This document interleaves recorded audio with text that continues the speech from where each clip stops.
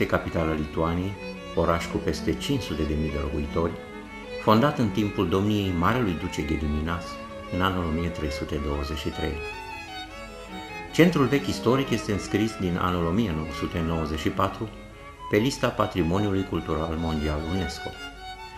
Este al doilea mare oraș din țările Baltice, cu arhitectură baroc deosebită, numit și Ierusalimul Nordului. Universitatea a fost fondată în anul 1579. Vilnius a fost ales orașul capitală culturală europeană în anul 2009.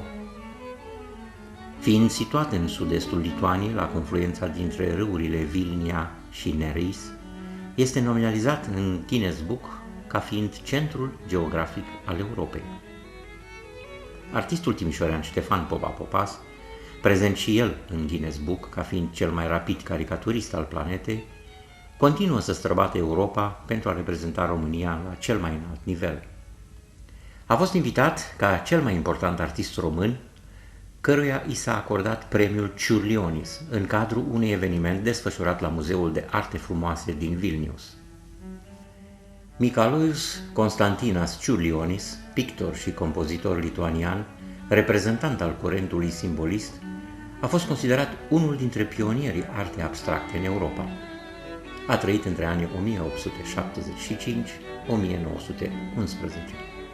În timpul vieții sale a compus peste 400 de lucrări muzicale și a pictat aproape 300 de tablouri, majoritatea fiind găzduite în muzeul care îi poartă numele din orașul Kaunas. Activitatea lui prodigioasă, în scurta viață trăită, a influențat profund cultura modernă lituaniană. La eveniment au fost prezenți vicepreședintele Parlamentului lituanian, miniștri, politicieni, ambasadori, personalități culturale și universitare.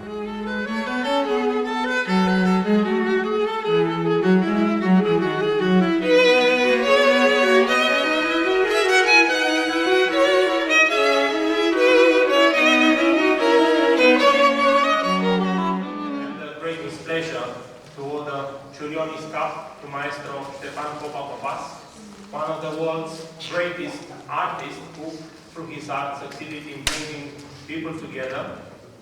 And it is exactly what he did tonight with a special and wonderful exhibition we are about to see after we finish this event. I'm honored to hand him the Čiurlionis Cup, and I thank him. I would like to congratulate him.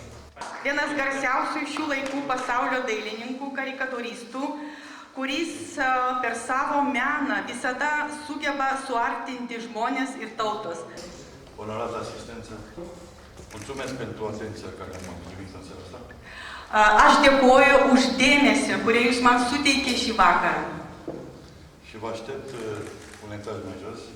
Ir laukiu jūsų visų mano parodoje aukštų žemių. Pentru a vă desena pe toți. Tam, kad padaryti visiems jums po šaržą, po karikatūrą. Și ca să știu că stau în Vilnius.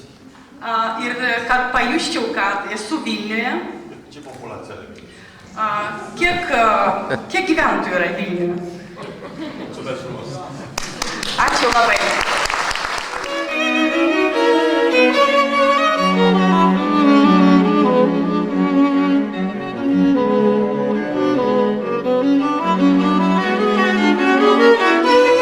Aš manau, kad labai talentingas ir labai pastabus menininkas. Nepaprastai greit pagauna portretuojimo charakteristiką. Portretuojimą žiūri pakankamai optimistiškai. Jis neiškreipia, jis ieško deformacijos, kuri pabrėžtų tą asmenį. Tai yra labai nelengva, bet daro tai talentingai.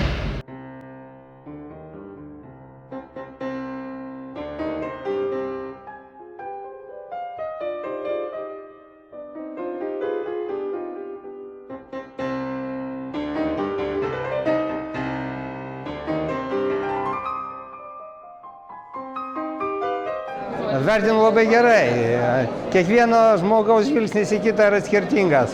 Ir džiaugiuosi, kad Popos žvilgsnis į mane nelabai skiriasi nuo lietuvių karikaturistų, nes mano padėjos vis padaro šaržų, kiekvienais metais padovanoja. Tai aš džiaugiuosi, kad ir užsienio karikaturistai mane mato tokį panašų.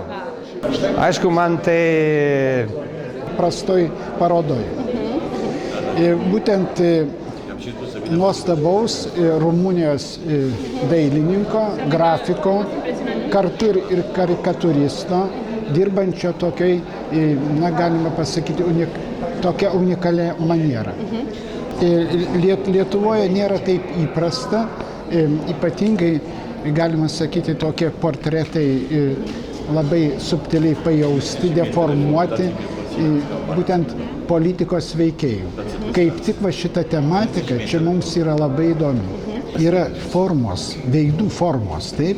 Yra tokios neįprastos, vienos mažiau deformuotos, kitos tarsi primena kažką tai tarsi gėlės, tarsi daržovės, tarsi kažkokį tai pagal formos padėti veidas. Šių dalykų įspūdingų būtent politinių veikėjų, kurie yra tokie, galima pasakyti, įprastiniai veidai, kuriuos matom televizijoje ir taip toliau. Aš manau, kad Stefanas Popas iš tikrųjų yra labai talentingas žmogus. Ką mes matom šioj parodoje, ką mes matom kitose leidiniuose, įvairūs pasaulio žmonės tikrai pavaizduoti labai talentingai, su didelė doze humoro. Ir aš manau, kad kiekvienas, kuris pamato save ar pamato savo draugą, iš tikrųjų gali tą dieną būti laimingesnis. Ir manau, că tai puikus būdas suartinti žmonės ir tautas. Și este impresionant faptul că maestrul a desenat, a pictat toate aceste tablouri special pentru această expoziție. Deci nu a venit cu niște lucrări mai vechi, ci în mod special 80 de tablouri aproape cu personalități lituaniene, politicieni și oameni de cultură care au fost absolut încântați. Pentru că a fost vorba de caricaturi și au fost făcute caricaturi și ale liderilor politici, președinta Lituaniei și primul ministru. Noi înainte i-am întrebat, le-am spus, vom face o expoziție de caricaturi în care veți fi și dumneavoastră. Și ei imediat ne-au cerut să le vadă, înainte de a spune da. Noi le-am trimis și au fost încântați, au cerut să le facem, să le trimitem caricaturile, ne-au dat imediat verde, ne-au dat ok-ul și așa am ajuns aici cu expoziția, după cum vedeți, cu mare succes.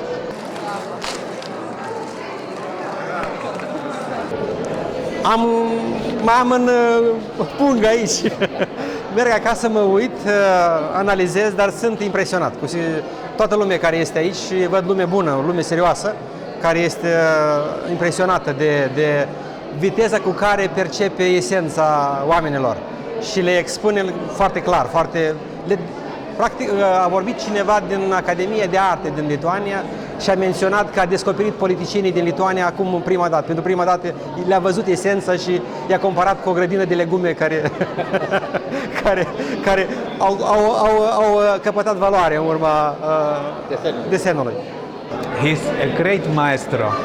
And I think somebody said here, in the beginning that cartoon artists are not very well known, and I think, he deserves the world famous, this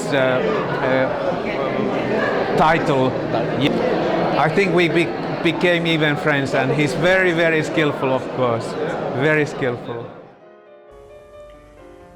Așa cum obișnuiește de fiecare dată la evenimentele la care participă, Ștefan Popa Popas a făcut un adevărat maraton de desenat portrete ale invitaților, cu toții așteptând răbdători, în picioare, ore întregi, momentul adevărului, propria imagine.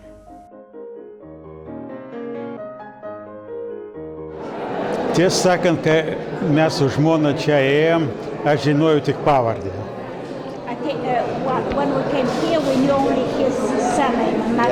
O dabar aš matau ne tik pavardę, bet matau ir gigantą, meno gigantą. Turėti tiek kantrybės ir tiek padaryti karikatūrų, reiškia yra meistras. Ir pasaulinio lygio meistras.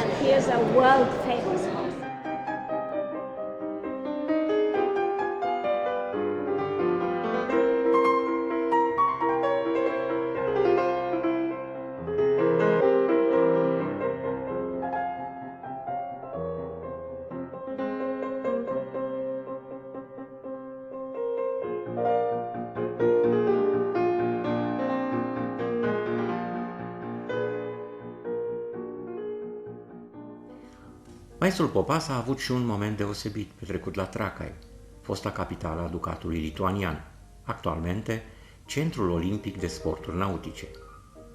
Aici a stat față în față cu o multiplă campioană mondială și i-a desenat chipul. Ca de la un campion mondial la un alt campion mondial, a avut loc acest schimb de imagini și impresii.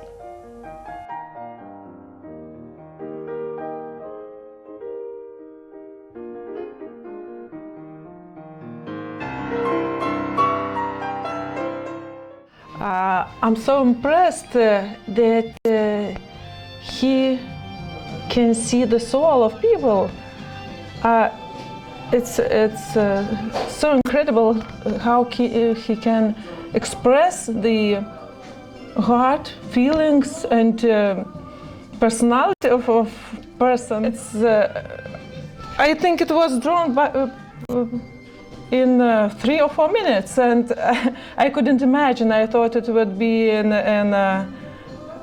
black and white, but I got a color picture. And ho conosciuto Popas in Italia, è molto famoso in Italia, e appena ho saputo che c'era la possibilità di incontrarlo e vedere all'opera questo artista, non ho potuto mancare, quindi sono venuto in Lituania, dove ho potuto vedere con i miei occhi l'artista lavorare, e penso che sia quella parte dell'arte che molti cercano di sminuire, ma è a tutti gli effetti una delle componenti dell'arte in assoluto.